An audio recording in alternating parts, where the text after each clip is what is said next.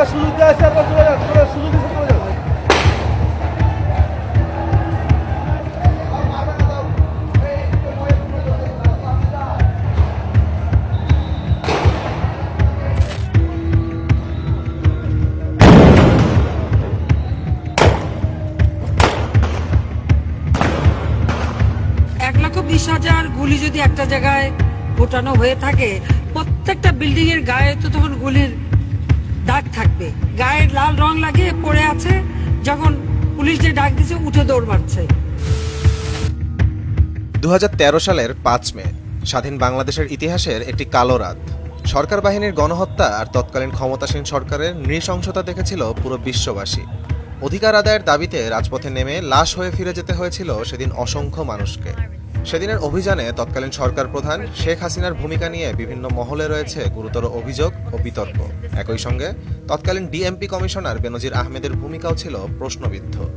13 দফা দাবি আদায়ে হেফাজতে ইসলাম সরকারকে 2013 সালের 13 এপ্রিল থেকে 23 এপ্রিল পর্যন্ত আলটিমেটাম দেয়। দাবি না মানায় 5 মে পূর্ব ঘোষিত ঢাকা অবরোধ কর্মসূচিতে দেশের বিভিন্ন প্রান্ত থেকে বিপুল সংখ্যক ওলামা মাশায়েখ ও সমর্থক রাজধানীতে সমবেত হন। আইন শৃঙ্খলা বাহিনীর বাধা সত্ত্বেও মিছিলের ঢল মতিঝিলের শাপলা চত্বরে গিয়ে মিলিত হয়, আর পুরো এলাকা রূপ নেয় সময়ের অন্যতম বৃহৎ সমাবেশে। দিনভর হেফাজতে ইসলামের হাজারো কর্মী রাজধানীর কেন্দ্রস্থলে অবস্থান নিলেও সবচেয়ে বড় প্রশ্ন তৈরি হয় রাতের অভিযানে।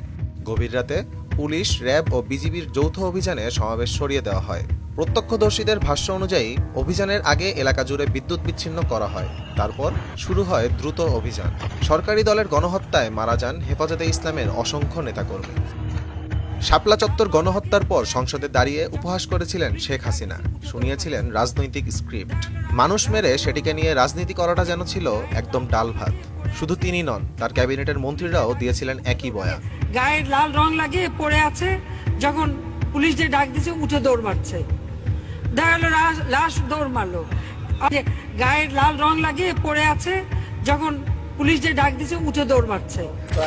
6th and 7th happened in front of television cameras of at least 23 television channels, and everyone in Bangladesh now has a mobile phone with cameras. Also, there were footage that shows that there were people who were lying down as if they were dead bodies, and when the police nudged them, they got up and walked away. তৎকালীন সরকারের উচ্চ পর্যায়ের লোক হতে শুরু করে সকলেই হেফাজতে ইসলামের মর্মান্তিক এই ঘটনাকে সাজানো নাটক বলে অপপ্রচারের চেষ্টা করেন। এমনকি তৎকালীন ডিএমপি কমিশনারের বক্তব্য ছিল অপপ্রচারের একটি নিপুণ কৌশল। কম্পিউটারের ফটোশপ এবং ফটো ফিনিশের চক্করে আমাদেরকে প্রতারণা করার চেষ্টা করা হচ্ছে। হেফাজতে ইসলামের সেই দুঃসহ ঘটনাকে দেশের বহু মানুষ গণহত্যা হিসেবে দেখলেও তৎকালীন সরকার ও তার সমর্থকেরা ঘটনাটিকে ভিন্নভাবে উপস্থাপন করে।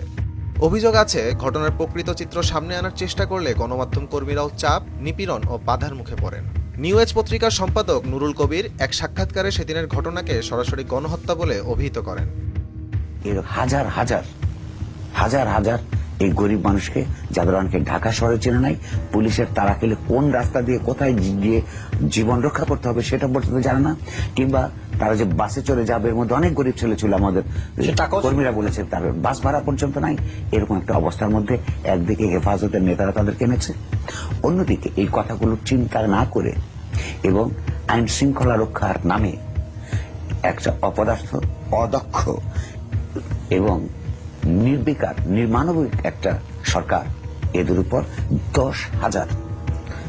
10,000 আইন প্রয়োগকারী সংস্থার সদস্যদেরকে আধুনিক মারণাস্ত্র দিয়ে তাদের উপর লেলিয়ে দিয়েছে। মধ্যরাতে বর্বরভাবে তাদেরকে গুলি করেছে, তাদেরকে পিটিয়েছে। সেদিনের অভিযানের পরপরই সরকারি নির্দেশে দিগন্ত টিভি ও ইসলামিক টিভির সম্প্রচার বন্ধ করে দেওয়া হয়। ঘটনাস্থলের বাস্তব চিত্র ও বিকল্প বয়ান জনসমক্ষে আসার পথ রুদ্ধ করতেই এই পদক্ষেপ নেওয়া হয়েছিল, যা সত্য প্রকাশকে আরও সংকুচিত করে তোলে। সত্য প্রচারের মুখে বাধা হয়ে দাঁড়ায় শেখ হাসিনার সরকার। 5 মে বাংলাদেশের রাজনৈতিক ইতিহাসে বেদনাবিধুর এক দিন হিসেবে স্মরণ করা হয়। সেদিনের অভিযান ছিল হেফাজতে ইসলামকে কঠোরভাবে দমন করার একটি পদক্ষেপ। তীব্র প্রতিহিংসা পরায়ণ হয়ে এই অভিযান চালায় শেখ হাসিনা ও তার বাহিনী। এমনকি ভারতের ইন্ধন রয়েছে বলেও দাবি অনেক বিশ্লেষকদের। আহমদ জামিল হক, নয়া দিগন্ত।